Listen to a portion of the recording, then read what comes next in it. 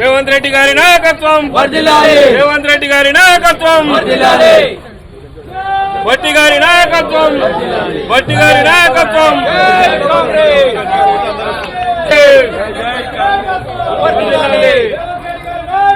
వర్ధిల్లాలి జై జై కాంగ్రెస్.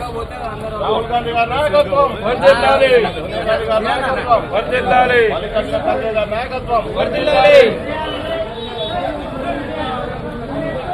భట్టి విక్రమార్క గారి నాయకత్వం, భట్టి విక్రమార్క గారి నాయకత్వం.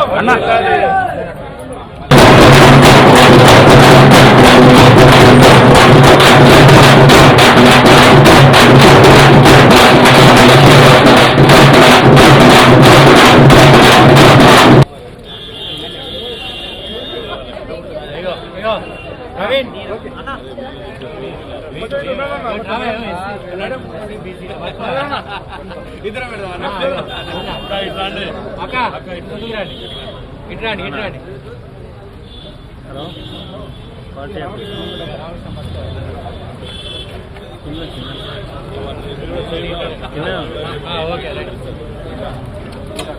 అదే నువ్వు వస్తుంది. Okay right.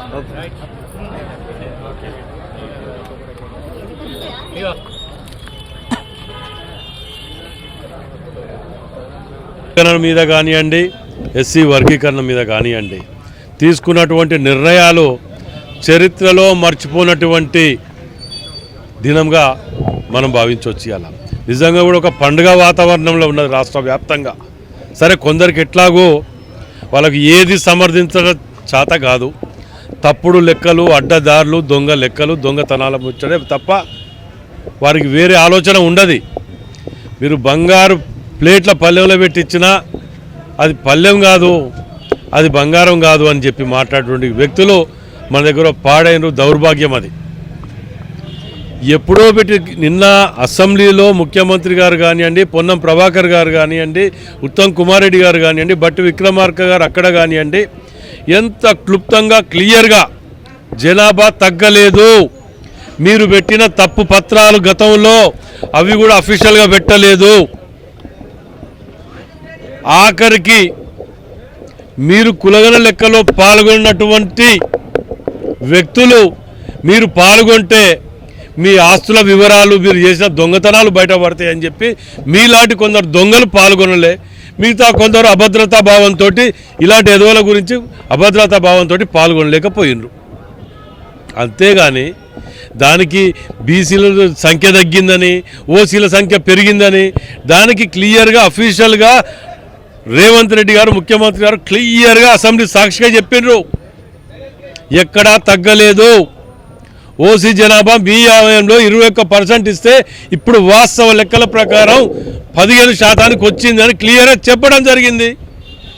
దాన్ని కూడా మోసం, అబద్ధాలతోటి వక్రీకరించుకుంటూ ప్రజలను తప్పుదోవ పట్టిస్తూ ఎంతసేపు రాజకీయాలతో ఉద్దేశం రుద్దటం, ఇంత మంచి పండుగ వాతావరణాన్ని సెలబ్రేషన్ చేసుకుంటే తరుణంలో ఇలాంటి మూర్ఖులు కొందరు అభద్రతా భావంతో ఎంతసేపు వీళ్ళకి ఎక్కడ మంచి పేరు వస్తుంది కాంగ్రెస్ పార్టీకి అని. అరే పిచ్చోళ్ళారా, కాంగ్రెస్ పార్టీ తప్ప బడుగు బలహీన వర్గాలకు ఎవ్వరూ చెయ్యలేరు, చెయ్యపోరు అనేది నగ్న సత్యం. ఇది ఇవాళ ఏ ఊరికి పోయినా ఇందిరమ్మ ఇల్లు ఉన్నది అంటే అది కేవలం కాంగ్రెస్ పార్టీ వల్ల. పేదలు, బడుగు బలహీన వర్గాలను దృష్టిలో పెట్టుకునే గతంలో ఎన్నో సంస్కరణలు తీసుకురాగలిగినాం. ఇవాళ ఇన్ఫర్మేషన్ యాక్ట్ కానివ్వండి, ఇంకేదైనా కానివ్వండి, పని ఆహార పథకాలు కానీ ఏది కానీ సామాన్యునికి అందుబాటులో ఉండే విధంగా, రాజకీయాలకు అతీతంగా ప్రతి ఒక్కరికి ఉపయోగపడే విధంగా పెట్టిన తప్ప మీ తీరుగా కేవలం వాళ్ళ సొంత పార్టీ నాయకులు, కార్యకర్తలు పందికొక్కులు తిరిగా బుక్కడానికి పెట్టలేవి. ఇవాళ ఇండ్లు కానివ్వండి, పెన్షన్లు కానివ్వండి, ఇంకేవి కానివ్వండి, మేము ఏది పెట్టినా కులాలకు, మతాలకు, రాజకీయాలకు అతీతంగా పెట్టిన గర్వంగా చెప్పుకోవాల్తున్నది. అది మా గొప్పతనం. ఆఖరికి ఇంత మంచి పండుగ వాతావరణాన్ని కూడా ఈ మూర్ఖులు చెడగొట్టాలని ఆలోచన చేస్తున్నారంటే నిజంగా కూడా అది దౌర్భాగ్యం. వాస్తవాలు ఇయ్యాల కాకపోతే రేపు బయటకు వస్తాయి. ఓపెన్గా ప్రజలలోకి వెళ్ళి కాంగ్రెస్ శ్రేణులకు విజ్ఞప్తి చేస్తున్నా, జిల్లా పార్టీ అధ్యక్షుడిగా మీరందరూ మేమందరం కూడా వాస్తవాల లెక్కలతో సహా అన్ని వాస్తవాలు మీకు సర్క్యులేట్ చేస్తాం. గ్రామ స్థాయి నుంచి మండల స్థాయి నుంచి నియోజకవర్గ స్థాయి వరకు వాటిని ప్రజలకు అవగాహన కల్పించే విధంగా ఇన్ని ఏళ్లల్లా ఎన్నడూ ఎవరు చేయలేని విధంగా దేశంలో తెలంగాణ కాంగ్రెస్ పార్టీ ఆధ్వర్యంలో రేవంత్ రెడ్డి గారు మన బట్టి విక్రమార్క గారు ఆధ్వర్యంలో కమిటీ వేయటం జరిగింది.